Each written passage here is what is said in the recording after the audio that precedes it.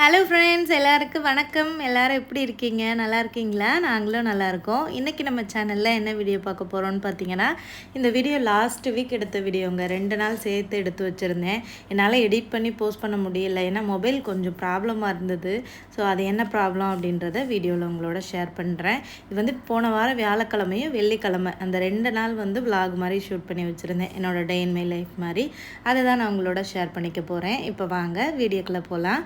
அதுக்கு முன்னாடி நம்ம சேனலை பார்த்துட்டு நிறைய பேர் சப்போர்ட் பண்ணுறீங்க, சப்ஸ்கிரைப் பண்ணுறீங்க. எனக்கு சப்போர்ட் பண்ணி சப்ஸ்கிரைப் பண்ணுற எல்லாருக்குமே ரொம்ப ரொம்ப நன்றிங்க. தொடர்ந்து உங்களோட ஆதரவை நம்ம சேனலுக்கு கொடுங்க. இப்போ வீடியோக்குள்ளே போகலாமா? காலையில் பிரேக்ஃபாஸ்ட்டுக்கு வந்து நான் வந்து பாஸ்தா வந்து பண்ணியிருந்தேங்க. இந்த டோஃபு முட்டை எல்லாம் போட்டு பண்ணுறது, அதோட ரெசிபி கூட நான் ஷார்ட்ஸில் வந்து அப்லோட் பண்ணியிருந்தேன். அதுக்கப்புறம் ப்ரெட் இருந்தது, அதுதான் டோஸ்ட் பண்ணி ஆதவ் கேட்டான் காலையில் சாப்பிட்றதுக்கு. அன்றைக்கி ஆதவுக்கு வந்து ஸ்கூல் இருந்தது காலையில். சரி 2 ப்ரெட்டை மட்டும் டோஸ்ட் பண்ணி அவனுக்கு சாப்பிட கொடுத்துட்டு ஸ்நாக்ஸுக்கு வந்து அந்த பாஸ்தா வச்சு விட்டுறலாம் அப்படின்னு சொல்லிட்டு எடுத்துகிட்டு இருந்தேன். சில பேர் கமெண்ட்ஸில் சொல்கிறீங்க, இது பாஸ்தா இல்லை, இது வந்து ஸ்பெகட்டி அப்படின்னு சொல்கிறீங்க. ஸ்பெகட்டியோ பாஸ்தாவோ, நான் வாங்குகிற அந்த நூடுல்ஸ் பேக்கெட்டில் பாஸ்தா தான் போட்டிருக்கோம். ஸோ எதாக இருந்தாலும் ஓகே தாங்க. இப்போ பிஸ்கட் வைக்கவா அப்படின்னு சொல்லிட்டு அதோட்ட கேட்டேன். அவனுக்கு பிஸ்கட் எதுவுமே வேண்டாம் அப்படின்ட்டான். சரி அப்போ பாஸ்தா மட்டும் நிறையா வச்சு விடுவோன்னு சொல்லிட்டு வச்சு விட்ருந்தேன். இது பிஸ்கட் நீங்கள் என்ன பிஸ்கட் வாங்கி சாப்பிட்றீங்கன்னு கேட்டிங்கன்னா, அங்கே வந்து இந்த டைஜஸ்டிவ் பிஸ்கட் தாங்க வாங்குவோம். அது வந்து நல்லாயிருக்கும். அதுவுமே வந்து வீட் ஃப்ளாரில் பண்ணுறது தான். குழந்தைங்களுக்குமே வந்து தாராளமாக கொடுக்கலாம். நல்லாயிருக்கும். ட்ரை பண்ணி பாருங்கள். டீ, காஃபி இது கூடலாம் வச்சு சாப்பிட்றதுக்கு நல்லாயிருக்கும். அப்புறம் ஸ்நாக்ஸ் வந்து அவனுக்கு எடுத்து வச்சுட்டு ஹஸ்பண்டும் வந்து காலையிலேயே கிளம்பிட்டாங்க. அவங்களும் 7:30க்கெலாம் கிளம்பிட்டாங்க.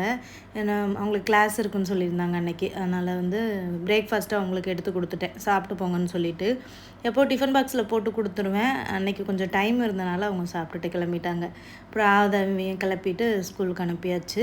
வியாழக்கிழமை வரைக்கும் கொஞ்சம் டென்ஷனாக தான் போயிட்டுருக்கோம் டே. காலையில் வெள்ளிக்கிழமை எப்பவும் போல் ப்ரூனேயில் வந்து லீவு தான். வெள்ளிக்கிழமையும் ஞாயிற்றுக்கிழமையும் சனிக்கிழமை ஸ்கூல் இருக்கும். ஸோ லீவ் வர்ற மாதிரி தான் இருக்கும். டக்குன்னு அந்த நாள் அப்படியே வந்து போயிடும். ரொம்ப ஸ்பீடாக நாட்கள் போயிட்டுருக்கு அப்படின்ற மாதிரி தான் எனக்கு இருக்குது. சில நாட்கள் வந்து ரொம்ப ஸ்லோவாக மூவ் ஆகும். ஆனால் இப்போல்லாம் ரொம்ப ஸ்பீடாக தான் போயிட்டுருக்கு. அப்புறமா அதை வந்து சாப்பிடலை அந்த கொடுத்த ப்ரெட்டையுமே. அதோட காரில் போகையில் சாப்பிட்டுட்டு போடா அப்படின்னு சொல்லிட்டு கொடுத்து விட்ருந்தேன். எப்படியாச்சும் அவங்க அப்பா ஸ்கூல் போய் சேர்க்குறதுக்குள்ளே அதை சாப்பிட வச்சுட்டு தான் கூட்டிகிட்டு போவார். காலையிலே சாப்பிடாம போகக்கூடாதுல்ல குழந்தைங்க. காலை சாப்பாடுன்றது ரொம்ப ரொம்ப முக்கியம். ஆனால் இந்த ஸ்கூல் போகிற இதில் வந்து பரபரப்பில் ஒழுங்காகவே சாப்பிட்றது கிடையாது. ஸோ அதனால் மதியம் வந்ததுக்கப்புறமா எப்படியாச்சும் கொஞ்சம் நல்ல சாப்பாடு, குழம்பு, பொரியல்லாம் வச்சு நான் வந்து ஊட்டி விட்ருவேன். அப்புறம் அவங்க கிளம்புனதுக்கப்புறம் தான் வந்து எனக்கு கொஞ்சம் ரிலாக்ஸாக இருக்கும். கார்டனில் பாருங்கள், நம்ம போட்ட அந்த ரம்பூட்டான் விதைகள் எவ்வளோ செடி முளைச்சிருச்சுங்க.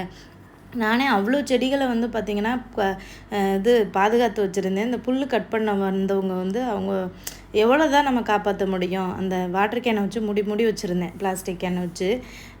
எல்லாத்துக்கும் மூட முடியாது இல்லையா? அதனால் பாதி தான் கட் பண்ணிட்டு போயிட்டாங்க. நான் என்னால் காப்பாற்ற முடிஞ்ச அளவுக்கு நான் காப்பாற்றி வச்சுருக்கேன். கருவேப்பிலை செடி பாருங்கள், நல்லா தழைஞ்சு வந்துட்டு இருந்தது. ஆனால் தொடர்ந்து மழையாக பெஞ்சிட்ருக்கிறனால அந்த செடிகள் வந்து அதோட வளர்ச்சி வந்து பார்த்திங்கன்னா கொஞ்சம் டல்லாக தான் இருக்குது. ஏன்னா தண்ணியே எப்போவுமே தேங்கி இருந்துச்சுன்னா அது வந்து அழுகிற மாதிரி போயிடும். பார்த்திங்களா, எங்கள் முருங்கை மரம்லாம் நல்லா தழைஞ்சு வந்துட்டு இருந்துச்சு. இப்போ அது தழைஞ்சதெல்லாம் பார்த்திங்கன்னா பழுத்து விழுந்துருது. ஏன்னா மழை ரொம்ப அதிகமாக மழை பெஞ்சிட்டே இருக்குது. ஊண்டி வச்சதுலேயே இந்த ரம்ப இலை செடி தான் வந்து நல்லா வந்துட்டுருக்கு. அதுக்கப்புறம் கொஞ்சம் நேரம் நான் அப்படியே அந்த கார்டன்லேயே வந்து ரவுண்ட்ஸ் போவேன். அந்த ஒவ்வொரு செடிகளை பார்க்குறதுக்கும் மனசு வந்து இதமாக இருக்கும். ஸோ இங்கிட்டிருந்து பார்க்கல வீடு ரொம்ப அழகாக தெரிஞ்சது. ஃபஸ்ட்டு வந்து நாங்கள் ப்ரூனே வந்துட்டு எங்களை வந்து அந்த வீடு பார்க்க கூட்டிகிட்டு போயிருந்தாங்க. ஒரு 3 வீடு காமிச்சிருந்தாங்க. அந்த 3 வீடில் எங்களுக்கு இந்த வீடு ரொம்ப பிடிச்சிருந்துச்சுங்க. வெளியிருந்து பார்க்கும்போது நம்ம ஒரு ட்ரீம் ஹவுஸ் நம்ம கட்டினா நம்மளாம் யோசிச்சு வச்சுருப்போம் பார்த்திங்களா. எல்லாரோட மனசுலையுமே வந்துட்டு நல்ல ஒரு அழகான வீடு கட்டணும் அப்படின்றது ஆசை இருக்கும். ஆசை இல்லாத மனிதர்கள் யாருமே இருக்க முடியாது. ஸோ நான் வந்து வீடு கட்டணும்னு ஆசைப்படுவேன். பட் இந்த மாதிரியான வீடு கட்டணும்னு நான் நினச்சி கூட பார்க்கல. ஒரு வீடு கட்டணும், அதுக்கு தேவையான பொருட்கள்லாம் வாங்கணும் அப்படின்ற மாதிரி யோசித்தேன். பட் இந்த வீடை வந்து பார்த்த உடனே நமக்கும் ஒரு சொந்த வீடு இந்த மாதிரி இருந்தால் எப்படி இருக்கும் அப்படின்ற மாதிரி ஒரு ஆசை இருந்தது. ரொம்ப அழகாக, ரொம்ப ஒவ்வொரு பொருளும் பார்த்து பண்ண மாதிரி அவ்வளோ அழகாக கட்டியிருப்பாங்க இந்த வீடு.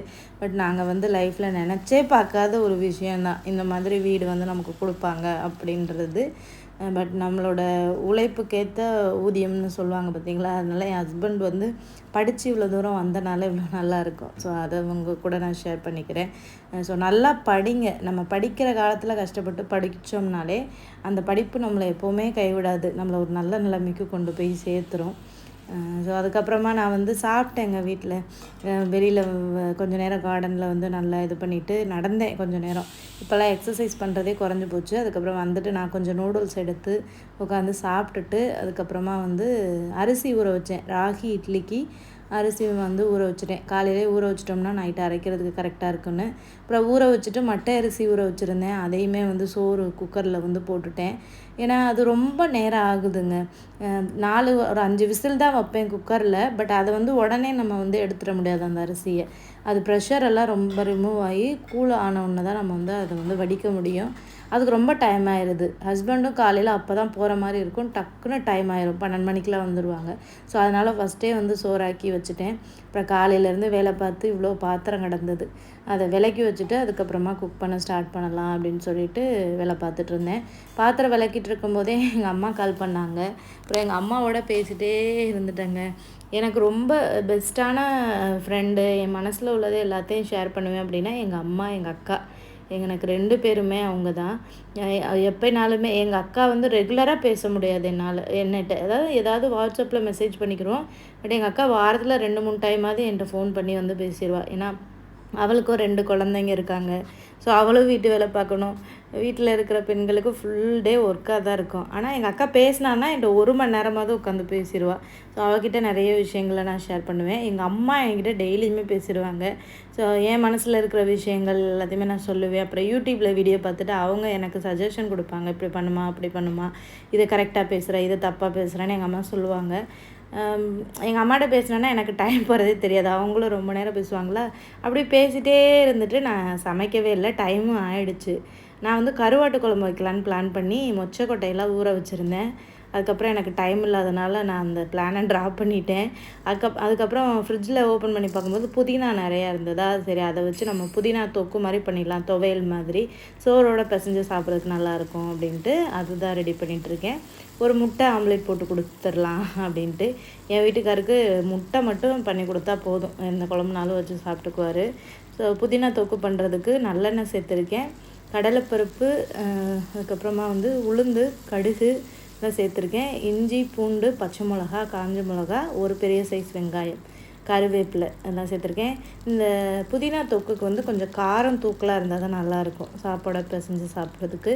அப்புறம் கொஞ்சம் புளி இதை சேர்த்துட்டு நல்லா வந்து அதை வதக்கி விட்டுறலாம். இதோட பச்சை ஸ்மெல்லெல்லாம் கொஞ்சம் நல்லா வந்து போகட்டும். தக்காளி வந்து ஒரு சின்ன தக்காளியாக ஒன்று சேர்த்துக்கிறேன். நிறைய சேர்த்தோம்னா வந்துட்டு சட்னி மாதிரி ஆயிரும், துவையல் மாதிரி வராது. ஸோ அதனால் ஒரே ஒரு தக்காளி மட்டும் சேர்த்துருக்கேன். அப்புறம் நல்லா கழுவி எடுத்து வச்சுருக்க புதினாவை வந்து சேர்த்துக்கிறேன். இப்போ வீட்டுக்குள்ளேயே வந்து பார்த்திங்கன்னா புதினா வளர்க்க ஆரம்பிச்சிட்டேங்கண்ணா. முன்னாடியெல்லாம் இந்த புதினா இலையை யூஸ் பண்ணிவிட்டு அதோட தண்டெல்லாம் தூக்கி வீசிடுவேன். இப்போ வந்து நான் வீட்டில் இருக்கிற சின்ன சின்ன பிளாஸ்டிக் டப்பாக்கள்லேயே வளர்க்குறேன். ஒருத்தவங்க கேட்டிருந்தாங்க, புதினா நான் வந்து என்ன வளர்த்தாலும் வளரவே மாட்டேங்குது, அதுக்கு ஏதாவது டிப்ஸு சொல்லுங்கன்னு. புதினா செடியை வந்து வெளியில் வைக்காதீங்க. ஏன்னா நம்ம இந்தியா கிளைமேட்டில் ரொம்ப ஹாட்டாக இருக்கும். இங்கே புருனேலையுமே ரொம்ப வெயில் சுல்லுன்னு அடிக்கும். அந்த வெயிலுக்கெல்லாம் பார்த்திங்கன்னா புதினா அந்த குச்சி காஞ்சு போயிடும். அதனால் எப்போவுமே வந்து அது ஸ்டார்டிங் ஸ்டேஜில் வளர்கிறதுக்கு முன்னாடி வீட்டுக்குள்ளே வைங்க. வீட்டுக்குள்ளேனா சன்லைட்டும் கண்டிப்பாக தேவை தான். அந்த ஜன்னல் சைடு வைக்கணும், கொஞ்சமாவது சன்லைட் வர்ற மாதிரி. அந்த சைடு வச்சிங்கன்னா கொஞ்சம் நல்லா தளைஞ்சு வந்ததுக்கப்புறமா வேணால் வெளியில் வச்சுக்கலாம். அப்படி தான் நான் வச்சுருக்கேன். எனக்கு நல்ல ரிசல்ட்டு கொடுக்குது. நல்லா தளைஞ்சு வந்துட்டுருக்கு. ஸோ நான் அது நல்லா தளைஞ்சு வந்ததுக்கப்புறமா நான் வீடியோவில் ஷேர் பண்ணுறேன். அதுக்கப்புறமா அந்த புதினா தொக்கை வந்து மிக்சியில் போட்டு அரைச்சிட்டேன். அதுக்கப்புறம் ஒரு 2 முட்டை உடைச்சி ஊற்றி அதில் கொஞ்சம் வெங்காயம், உப்பு, மஞ்சத்தூள், பெப்பர்லாம் போட்டு ஒரு ஆம்லேட் வந்து போட்டாச்சு. பாருங்கள் புதினா தொக்கு எப்படி இருக்குன்னு பாருங்கள். நல்லா இந்த கன்சிஸ்டன்சியில் இருக்கணும், கொஞ்சம் கெட்டியாக. அப்போ தான் சாப்பாடில் பிசைஞ்சு சாப்பிட்றதுக்கு நல்லாயிருக்கும். ஸோ அவ்வளோதான். லன்ச் வந்து ரொம்ப சிம்பிளாகவே வந்து முடிச்சுட்டேன். என் ஹஸ்பண்ட் வந்து பார்த்துட்டு என்னடி குழம்பையே காணோம், என்ன தான் பண்ணுற வீட்டில் இருந்துக்கிட்டு அப்படின்னு சொல்லி கேட்பாங்க. எங்கள் காலையிலேருந்து நான் வேலை தானங்க பார்த்துட்ருக்கேன். என்ன தான் அப்படி வேலை பார்த்தேன், நாங்கள் காலையிலே போயிட்டோம், அதுக்கப்புறம் நீ என்ன பண்ண அப்படின்னு கிராஸ் கொஸ்டின் கேட்டுட்ருப்பாங்க. ஆனால் அவங்களுக்கு தெரியாது நம்ம வீட்டில் என்னென்ன வேலை பார்த்துட்ருக்கோன்னு. அவங்க நினைக்கிறாங்க நம்ம சும்மா ஃபோனை உட்காந்து நோண்டிகிட்ருக்கோம் அப்படின்ட்டு. அப்புறம் எனக்கு வந்து நான் ஒரு சாண்ட்விச் மாதிரி வந்து பண்ணிக்கிட்டேன். ப்ரெட் இருந்தாலே ஏதாவது ஒரு சாண்ட்விச் பண்ணி சாப்பிடுவேன். எனக்கு ரொம்ப பிடிக்கும் இந்த மாதிரி வீட்டில் பண்ணுறது. ஸோ எக்ஸ்ட்ரா வேறு அந்த புதினா தொக்கு இருந்ததா, எப்போவுமே இந்த இதில் சாண்ட்விட்சு, அதுக்கப்புறம் பர்கர் இந்த மாதிரி இதிலலாம் இந்த க்ரீன் சட்னி இந்த மாதிரிலாம் ஆட் பண்ணுவாங்க. இந்த பானிபூரி அதிலலாம் அந்த க்ரீன் சட்னி கிட்டத்தட்ட இந்த நம்ம செஞ்ச இந்த தொக்குமே வந்து பார்த்திங்கன்னா அந்த க்ரீன் சட்னி மாதிரி தானே. சரி இதை கொஞ்சம் அப்ளை பண்ணுவோன்ட்டு ப்ரெட்டில் வந்து கொஞ்சம் ஒவ்வொரு ஸ்பூன் வச்சு ஸ்ப்ரெட் பண்ணிக்கிட்டேன். நல்லா தான் இருந்தது. ஸ்ப்ரெட் பண்ணிவிட்டு அதுக்கப்புறமா நான் வந்து ஒரு முட்டை வந்து ஆம்லேட் மாதிரி போட்டு வச்சுருந்தேன். அதையும் அது மேலே வச்சுட்டு, அதுக்கப்புறம் சீஸ் வந்து மெயின். அதுதான் வந்து நல்லா அந்த சாண்ட்விச்சுக்கான டேஸ்ட்டே கொடுக்கும். அதில் எடுக்கும்போது லைட்டாக பிஞ்சிருச்சு. ஒரே ஒரு ஸ்லைஸ் மட்டும் வச்சுக்கிட்டேன். அப்புறமா வந்து தக்காளியை வந்து ரவுண்டாக கட் பண்ணிக்கிட்டேன். அப்புறம் வெங்காயம் கட் பண்ணிவிட்டு இது எப்படிரா கவுத்துறது அப்படி சொல்லிட்டு பார்த்துட்டு இருந்தேன்.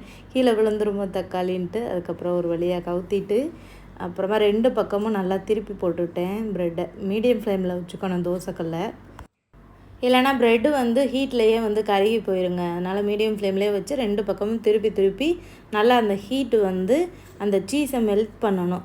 அந்தளவுக்கு நம்ம வந்து திருப்பி போட்டு குக் பண்ணோம்னா அந்த சீஸ் வந்து நல்லா மெல்ட் ஆயிரும். அதுக்கப்புறம் நடுவில் தோசை கரண்டியை வச்சு இந்த மாதிரி 2 கட்டிங்ஸை போட்டுற வேண்டியதான். போட்டோன்னா ஒரு சூப்பரான ஒரு ஹெல்த்தியான ஹோம்மேடு சாண்ட்விச் வந்து ரெடி ஆகிடும். ரொம்ப நல்லாயிருக்கும்.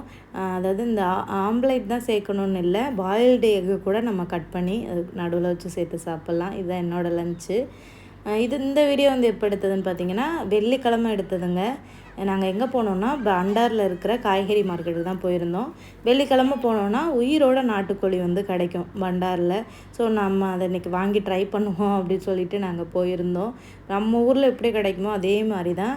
இது வந்து ரேட் எவ்வளோன்னு பார்த்தீங்கன்னா, இது 1 கிலோ வந்து $12 1 கிலோ. ஆமாம், இந்த கோழியோட வெயிட் போட்டு பார்த்தாங்க. அது 1 கிலோவுக்கு மேலேயே இருந்ததா. அப்போ $14 எங்களுக்கு கொடுத்தாங்க. அப்படியே வந்து நாங்கள் நினச்சிட்டோம் அவங்க கட் பண்ணி கொடுப்பாங்கன்னு சொல்லிட்டு. ஆனால் நம்ம தான் வந்து அவங்ககிட்ட கொடுத்து கட் பண்ணி வந்து வாங்கணும். அதுக்கு எக்ஸ்ட்ரா வந்து $2 இல்லைனா $3 கேட்பாங்க. அன்றைக்கி எங்ககிட்ட $3 கேட்டிருந்தாங்க. அதுக்கப்புறம் நாங்களும் கட் பண்ணி வாங்கிட்டு வந்திருந்தோம். ரேட் வைஸ் பார்த்திங்கன்னா சூப்பர் மார்க்கெட்லேயே வந்து பார்த்திங்கன்னா 1 கிலோ வந்து $11 போடுறாங்க. அதாவது ஃபஸ்ட்டு எம்போரியமில் கிடைக்கிது. ஸோ இது வந்து நம்ம உயிரோடையே கண்ணு முன்னாடியே நல்ல கோழியாக வாங்குகிறோம். ஸோ $1 கூட குறைய அப்படி தான் இருக்கும். ஸோ அதை நம்ம பெருசு பண்ணக்கூடாது. அட்லீஸ்ட் வெளிநாட்டில் இந்த மாதிரி நம்ம ஊர் மாதிரியே நாட்டுக்கோழி கிடைக்கிதே, அதை நினச்சி சந்தோஷப்பட்டுக்க வேண்டியதான். அதுக்கப்புறமா வந்துட்டு அவங்க கட் பண்ணி வைக்கிறோன்னு சொன்னாங்க. நீங்கள் போய் காய்கறி ஏதாச்சும் வாங்குறதா இருந்தால் போய் வாங்கிட்டு வாங்க, அதை நாங்கள் அதுக்குள்ளே கட் பண்ணி வைக்கிறோன்னு. சரி, அதோடு நம்ம வந்து தக்காளி, பூண்டு, வீட்டில் கொஞ்சம் காய்கறிகள் இல்லை, அது மட்டும் வாங்கிக்கிறேன். தக்காளி சுத்தமாக இல்லை. அதோட 1 கிலோ 1 கிலோ இல்லை 2 கிலோ இருக்கிற காய்கறிகள்லேயே இந்த தக்காளி கொஞ்சம் விலை கூட இருக்குங்க. 1 கிலோ எப்போவுமே $3 இருக்கும் இந்த தக்காளி. அப்புறம் அந்த சைடு ஒன்று இருக்கும், நாட்டு தக்காளி மாதிரியே நம்ம ஊர் டேஸ்ட்டில் இருக்கும். அது வந்து கலர் அவ்வளோக்கா இருக்காது. இந்த தக்காளி நல்லா பழப்பழன்னு இருக்கும். அது கொஞ்சம் கலர் கம்மியாக தான் இருக்கும். அது வந்து $2 $2.5ன்னு சொல்லுவாங்க. அப்புறம் வாழைக்காய் நல்லா நம்ம ஊர் காய் மாதிரி நாட்டு காயாக இருந்தது. அது ஒரு கிலோ வந்து வாங்கினோம். அப்புறம் லெமன் வாங்கினோம். அப்புறம் வாழைப்பழம் இந்த மாதிரி கொஞ்சம் தான் வாங்கிக்கிட்டோம். நெக்ஸ்ட்டு வந்து செங்கூராங் மார்க்கெட் போய் வாங்கிக்கலான்னு சொல்லிட்டு அப்புறமா போயிட்டு சிக்கனையும் வாங்கிட்டு வீட்டுக்கு வந்து கிளம்பியாச்சு. வாங்கிட்டு வந்த சிக்கன் என்ன டேஸ்ட்டில் இருக்குமோ அப்படின்ற மாதிரி மைண்டில் ஓடிட்டு இருந்துச்சு. நானே ஹஸ்பண்டை கேட்டேன், ஏங்க நல்லா இருக்கும்ல, உண்மையான நாட்டுக்கோழி தானேன்னு. அப்புறம் வீட்டுக்காரரு நல்லா தாண்டி இருக்கும், புலம்பாமவா அப்படின்னு சொல்லிட்டு இருந்தாங்க. ஏன்னா சில கோழிகள் வந்து நாட்டுக்கோழி மாதிரியே இருக்கும், ஆனால் டேஸ்ட்டு வந்து அந்தளவுக்கு வராது. பட் நாங்கள் வாங்கிட்டு வந்து சமைச்சதில் உண்மையாகவே நாட்டுக்கோழி மாதிரியே டேஸ்ட்டு சூப்பராக இருந்தது. ப்ரூனையில் இருக்கிறவங்க கண்டிப்பாக போய் வாங்கி ஒரு நாள் ட்ரை பண்ணுங்கள். ஆனால் வெள்ளிக்கிழமை போனால் தான் கிடைக்கும். ஏன்னா லோக்கல் ஹாலிடே அன்னைக்கு வந்து வெள்ளிக்கிழமை தான் இங்கே ப்ரூனையில். அதனால் வந்து கோழி அன்றைக்கி தான் நிறையா இருக்கும். சண்டே போனால் கூட அவ்வளோக்கா வந்து கிடைக்காது. இதுதான் வந்து பார்த்திங்கன்னா அந்த நாட்டுக்கோழி நல்லா ஃப்ரெஷ்ஷு, உயிரோடையே கட் பண்ணி கொடுத்தாங்கல்ல. அப்புறம் நான் வந்து வீட்டில் வந்து மஞ்சத்தூள், உப்பு இதெல்லாமே போட்டு நல்லா கழுவிட்டு குக்கரில் வேக போட்டேன். அதோட தோலை கூட நான் போடலை. நாட்டுக்கோழிக்கு அந்த தோல் தான் நல்லா டேஸ்ட்டாக இருக்கும்னு சொல்லுவாங்க. ஊர்லலாம் பார்த்திங்கன்னா வாட்டிடுவாங்க. அந்த கோழியோட அந்த இறகெல்லாம் எடுத்துகிட்டு நல்லா சுட்டுட்டு அதுக்கப்புறம் கட் பண்ணுவாங்க. அது ஒரு வாசமாக இருக்கும். இங்கே அதுக்கான வாய்ப்பெலாம் கிடைக்காது. நான் வந்து அந்த தோலோடு தான் சேர்த்து போட்டுட்டு நல்லா வேக வச்சுட்டேன் குக்கரில் ஒரு 10 விசில்கிட்ட. ஏன்னா அந்த கோழி கொஞ்சம் ஹார்டாக இருக்கும். பிராய்லர் கோழிலாம் ரொம்ப சாஃப்டாக இருக்கும். நாட்டுக்கோழி எப்போவுமே ஹார்டாக தானே இருக்கும். அதனால் வேக போட்டுட்டு அதுக்கு தேவையான இன்க்ரீடியன்ட்ஸ் எல்லாமே வந்து ரெடி பண்ண ஆரம்பிச்சிட்டேன். இஞ்சி பூண்டு பேஸ்ட்டுக்கு அப்புறம் உருளைக்கிழங்கு போட்டு தான் பண்ண போகிறேன். மட்டன் இந்த மாதிரி நாட்டுக்கோழி இதுகளுக்கெலாம் உருளைக்கிழங்கு போட்டால் வந்து நல்லாயிருக்கும் இல்லையா? இப்போ வந்து நாட்டுக்கோழி தண்ணி குழம்பு மாதிரி தான் நான் வந்து வைக்க போகிறேன். பேனை அடுப்பில் வச்சுட்டு நல்லெண்ணெய் ஊற்றி தானே செய்வோம் நம்ம ஊர்லலாம். அன்றைக்கி என்னமோ தெரியல, எல்லாம் நம்ம ஊர் ஞாபகங்கள் அதிகமாக வந்துட்டு இருந்துச்சு இந்த நாட்டுக்கோழி வாங்கினால. ஏன்னா என்ன சொல்கிறது, வெளிநாடுகளில் இந்த மாதிரி உயிரோட கோழி கிடைக்கிறதுன்றது அபூர்வம் தான் எனக்கு தெரிஞ்ச அளவுக்கு, அதனால் சொல்கிறேன். அப்புறம் பிரியாணி ஸ்பைசஸ்லாம் சேர்த்துட்டு ரம்ப இலை, ஒரு பெரிய வெங்காயம் இதெல்லாமே வந்து சேர்த்துட்டு நல்லா வந்து வதக்கிக்கலாம். எனக்கு ரொம்ப மோசமான ஒரு எதிரி யாருன்னா, அதை நான் உங்களோட ஷேர் பண்ணிக்கிறேன். இந்த கோபம் தாங்க நமக்கான முதல் எதிரி சொல்லப்போனால். ஏன்னா கோபத்தில் எடுக்கிற எந்த முடிவும் சரி, நம்ம பேசும் சரி, அது சரியானதாகவே இருக்காது அப்படின்றத நான் 2 நாளில் தெரிஞ்சுக்கிட்டேன். உண்மைதான். எனக்கு வந்து இந்த யூடியூப் சேனலுக்கு நிறைய பேட் கமெண்ட்ஸ் வரும். நான் முன்னாடியெல்லாம் பார்த்திங்கன்னா அது பெருசாகவே கண்டுக்கவே மாட்டேன். அதை இந்த காதில் வாங்கிட்டு இந்த காதில் விட்டு போயிடுவேன், டெலீட் பண்ணிடுவேன், ஹைட் பண்ணிடுவேன். ஆனால் இப்போ ரீசெண்ட் டேஸாக என்னன்னே தெரியலை, எனக்கு ஒரு சில பேட் கமெண்ட்ஸ் வந்து ரொம்ப எனக்கு கோவமாயிருது. அது எதனாலன்னு தெரியலை. என்னோடய மனசை பொறுத்து இருக்குது. ஏன்னா எனக்குமே சில ப்ராப்ளம்ஸ் இருக்குது, ஃபேமிலி வைஸும் சரி. அது நம்ம டீட்டெயில்டாக எல்லாத்தையுமே நம்ம யூடியூப்பில் சொல்ல முடியாது. ஸோ நம்ம மனசு வந்து ஒரு சில விஷயங்களில் கோபமாக இருக்கும்போது யூடியூப்பை பார்க்கையில் ஏதாவது ஒரு பேட் கமெண்ட் வந்துச்சுன்னா நான் ரொம்ப கோபமாயிடுறேன்னா, ஸோ அந்த கோபத்தோட வெளிப்பாடாக அந்த மாதிரியான கமெண்ட்ஸுகளுக்கு வீடியோவில் ரிப்ளை பண்ண ஆரம்பிச்சிடுறேன். வீடியோவில் ரிப்ளை பண்ணும்போது அது வந்து என்ன ஆயிடுதுன்னா, ரொம்ப நானுமே வந்து பேச்சை வந்து குறைக்கணும், ஓவராக பேச ஆரம்பிச்சிடுறேன். அது எனக்கே தெரியுது. நேற்று போட்டிருந்த வீடியோவில் கூட எல்லாருமே வந்து கமெண்ட் பண்ணியிருந்தீங்க, இந்த மாதிரி பேடான கமெண்ட்ஸ் வரத்தான் செய்யும், அதை வந்து நீங்கள் பெருசாக எடுக்காதீங்க. ஏன்னா சோஷியல் மீடியான்னு இருந்தால் 4 பேர் 4 விதமாக ஏதாவது சொல்லத்தான் செய்வாங்க. நீங்கள் இதுக்காக ரியாக்ட் பண்ணிக்கிட்டு இருந்தீங்கன்னா உங்கள் மேலே தான் கெட்ட பேர் ஆகும்னு சொல்லிட்டு அதுக்கப்புறம் தான் எனக்கே புரிஞ்சிச்சு, நீங்கள் அந்த மாதிரி சொன்னோன்னே. சரி, நம்ம கோபத்தில் பேசுகிற எந்த ஒரு பேச்சுமே சரியானதாக இருக்காது. இனிமேல் வந்து நம்ம கோபமாக இருக்கும்போது பேசவே கூடாது, அமைதியாக இருந்துட்டு போயிடணும். இன்னொரு விஷயம் என்னென்னா, நம்மளை நெகட்டிவாக கமெண்ட் பண்ணுறாங்கன்னு வைங்களேன், அதுக்கு வந்து நம்ம அவங்களுக்கு போய் பதிலடி கொடுக்கணும் அப்படின்னு சொல்லிட்டு நம்மளை வந்து போய் அவங்கக்கிட்ட ப்ரூவ் பண்ண முடியாது. புரியுதுங்களா? யாரோ எங்கேயோ இருந்த ஒரு ஐடியிலேருந்து நமக்கு கமெண்ட் பண்ணுறாங்கன்னா அவங்களுக்கு வேறு வேலை வெட்டி இல்லை, நம்மளை ஏதாவது ஒன்று சொல்லணும் அப்படின்றதுக்காக கமெண்ட் பண்ணுறாங்க. என்னோடய யூடியூப் லைஃப்பில் மட்டும் கிடையாதுங்க, நம்மளோட நார்மல் வாழ்க்கையிலையுமே நம்ம ஒரு சில விஷயங்கள் பண்ணும்போது நம்மளை வந்து நெகட்டிவாக பேசுகிறதுக்கு அதிகமான ஆட்கள் வருவாங்க. ஸோ அவங்க எல்லாருக்குமே நம்ம போய் உட்காந்துக்கிட்டு எதுக்காக நீ இப்படி பேசுன, என்ன காரணம் அப்படின்னு சொல்லிட்டு எல்லாருக்கும் விளக்கிக்கிட்டு பதில் சொல்லணும்னு நம்ம கேட்டுட்டு இருந்தோம்னா நம்மளுக்கான வாழ்க்கையை நம்ம வாழவும் முடியாது, நம்ம செய்ய வேண்டிய விஷயத்தை செய்யவும் முடியாதுங்க. உண்மையாகவே நான் இந்த 2 நாளில் அதை வந்து ரியலைஸ் பண்ணிக்கிட்டேன். இனிமேல் என்னோடய சேனலில் யார் நெகட்டிவ் கமெண்ட் பண்ணாலும் சரி, அது இந்த காதில் வாங்கிட்டு இந்த காலை விட்டுட்டு போயிட்டே இருப்பேன். என்ன வேணாலும் சொல்லிட்டு போகட்டும், அவ்வளோதான். இந்த மாதிரியான ஆட்களுக்கு எதுக்கு நம்ம வந்து ரியாக்ட் பண்ணணும் அப்படின்னு தோணிடுச்சு. ஸோ எனக்கு பாசிட்டிவாக கமெண்ட் பண்ண எல்லாருக்குமே ரொம்ப நன்றிங்க. அப்புறம் நாட்டுக்கோழி குழம்பு வந்து வச்சுட்டேன். எப்பவும் போல் தாங்க, தேங்காய், சீரகம், சோம்பு, மிளகு அதெல்லாம் அரைச்சி போட்டு பண்ணுறது தான். ஆனால் லாஸ்ட் டைம் வந்து கிரேவி மாதிரி பண்ணியிருந்தேன், இந்த டைம் வந்து கொஞ்சம் தண்ணி குழம்பு மாதிரி பண்ணியிருந்தேன். முட்டை வந்து அவிச்சிருந்தேன், அதையுமே உடச்சி வந்து குழம்புல வந்து சேர்த்தாச்சு. அதுக்கப்புறமா மட்டை அரிசி, இது வந்து சூப்பரான ஒரு காம்பினேஷனுங்க. கண்டிப்பாக மட்டை அரிசி சமைச்சு நான் இந்த மாதிரி கறி குழம்பு வச்சு சாப்பிட்டு பாருங்கள். நாட்டுக்கோழியோ இல்லை மட்டன் குழம்போ சூப்பராக இருக்கும். இந்த அரிசிக்கு செம்மையாக இருந்தது. அன்றைக்கி மதியம் உட்காந்து எல்லாருமே நல்லா சாப்பிட்டாச்சு, முட்டை, சிக்கன் எல்லாமே. நான் கூட டேஸ்ட்டு வந்து நம்ம ஊர் டேஸ்ட்டு வராது அப்படின்னு தான் நினச்சிருந்தேன். ஆனால் சொல்லவே வேணாங்க, அவ்வளோ டேஸ்ட்டாக இருந்துச்சுங்க. அவ்வளோதாங்க இந்த வீடியோ. நெக்ஸ்ட் வீடியோவில் பார்க்கலாம். பாய்.